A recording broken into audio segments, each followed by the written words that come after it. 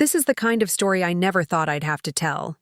I believed my family was solid and unbreakable, until one night changed everything. I was alone with my two stepbrothers, Jake and Mark, and what unfolded in that room completely shattered the world I thought I knew. If you think you've heard it all, wait until you hear what happened next.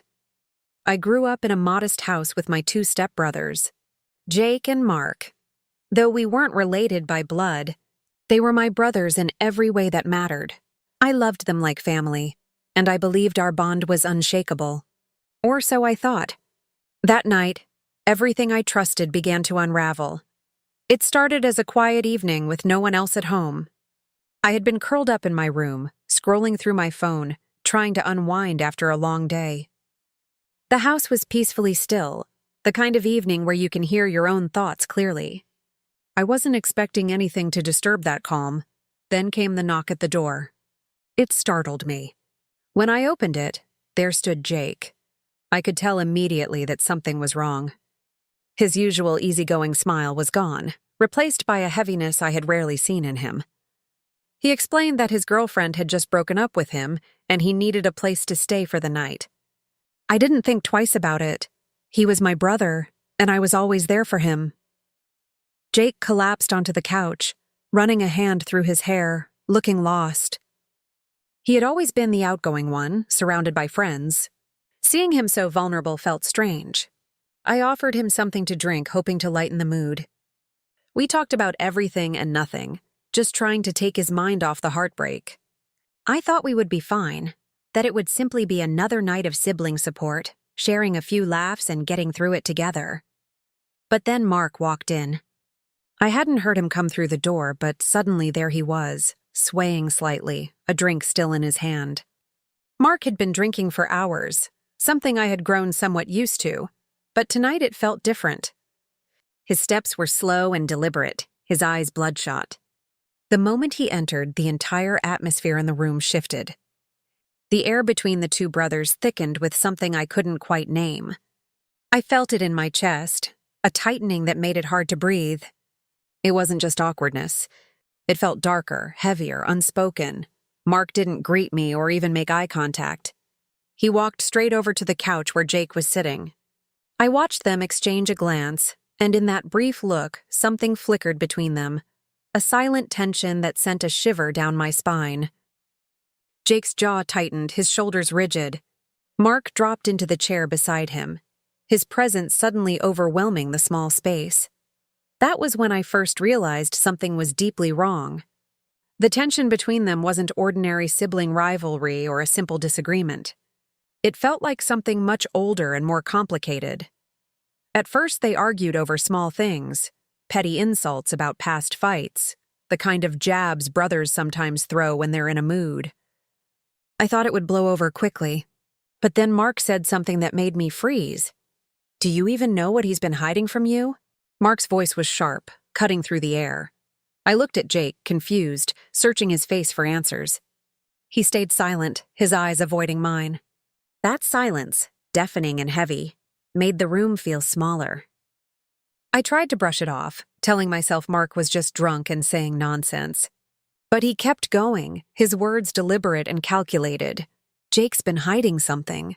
And it's not just about him. It's about you, too. My stomach tightened. My heart raced as I turned back to Jake. What was he talking about?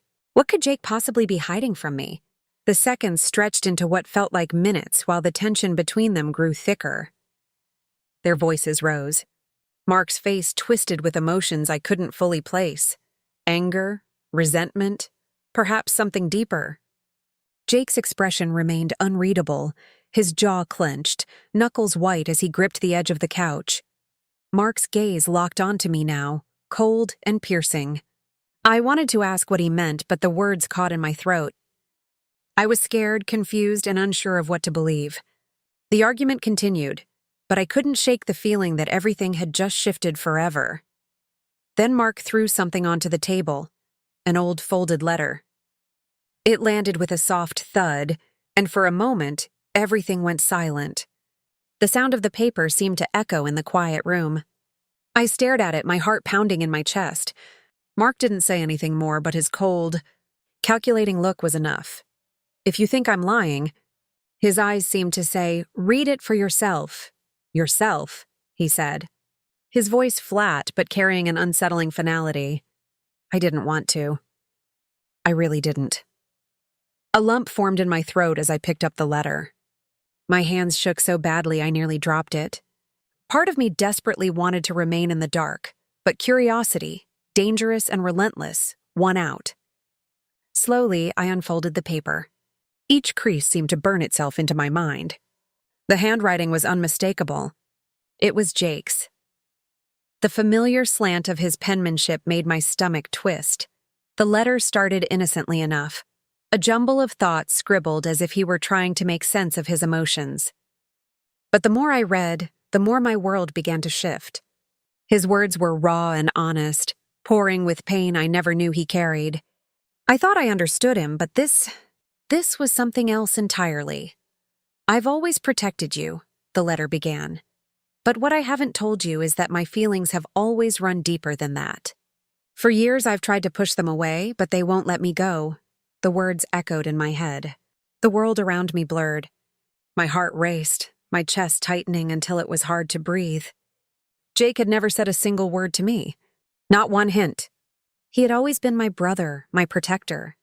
I had never questioned that bond. We were family, and family meant unconditional love, nothing more. But this turned everything upside down.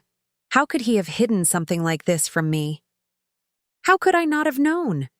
How could I ever see him the same way again? I read on, the ink blurring through my growing tears. Then I reached the final line, the one that shattered what little remained of my understanding. No matter what, I will always protect you, even from Mark. The letter slipped from my fingers, landing on the table with a soft thud. I was frozen in place, my pulse hammering in my ears.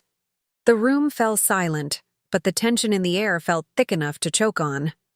I looked up at Mark. He was staring at me, his expression cold and unwavering, his eyes daring me to react. He knew. He had known everything. And now I did too.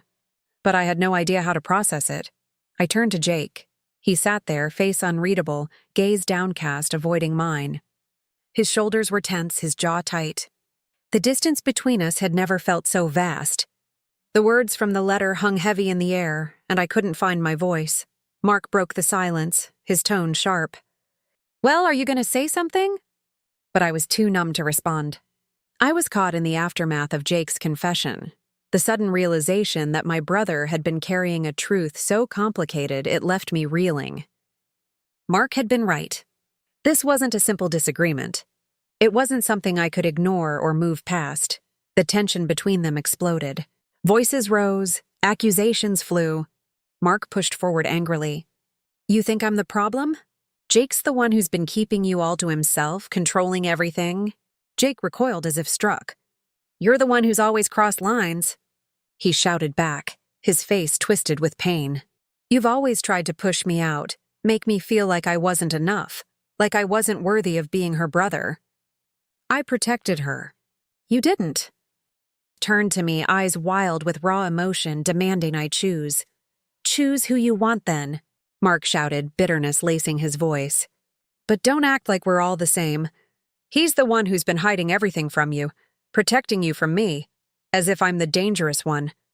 Jake's voice trembled with equal pain. You've crossed every line. You never cared about her the way I did, the way I always have. My knees shook. My mind raced. I wanted to scream, to push them both away, but the words caught in my throat. The truth was too painful, too complicated. How could I choose between the two brothers I had grown up with? The ones I had trusted? The ones who had been my support? I couldn't breathe. The weight of their accusations and pain pressed down on me. The room felt smaller, the walls closing in. I grabbed my keys with shaking hands and ran out the door. I didn't know where I was going, only that I couldn't stay there, not with them, not with the knowledge that everything I thought I knew about my family was a lie. The cool night air hit my face, but it did nothing to calm the storm inside me. I felt like I was drowning. The images of their faces, twisted with emotions I couldn't process, and their voices still echoed in my mind. I didn't speak to them after that night. I couldn't.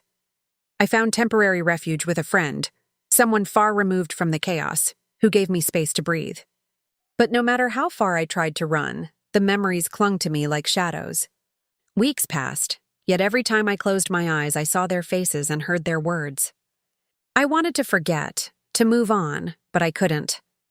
That night had shattered everything: the love, the trust, the family I thought I had. The worst part was not knowing what to do with any of it. In the quiet of those weeks, all I could think about was how something hidden for so long had risen up and destroyed everything. Eventually, I knew I would have to face my mom. But how could I tell her? How could I explain that the family we had built was cracked in ways I never saw coming? To this day, I don't know if I'll ever truly forgive them. I don't know if I can ever look at my brothers the same way again. The bond I once cherished feels broken beyond repair. Some things change you in ways you don't know how to fix. I've tried to move forward and heal, but the questions still linger. How could things have been different if I had known sooner? If I had seen the signs? The answers may never come. Some wounds remain unresolved. What would you do if you were in my shoes? Could you forgive them, or would you walk away? Could you live with the weight of such betrayal? Drop your thoughts in the comments below.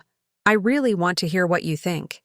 If this story gripped you, don't forget to like, share, and subscribe so you won't miss more real-life stories. Thanks for watching, and until next time.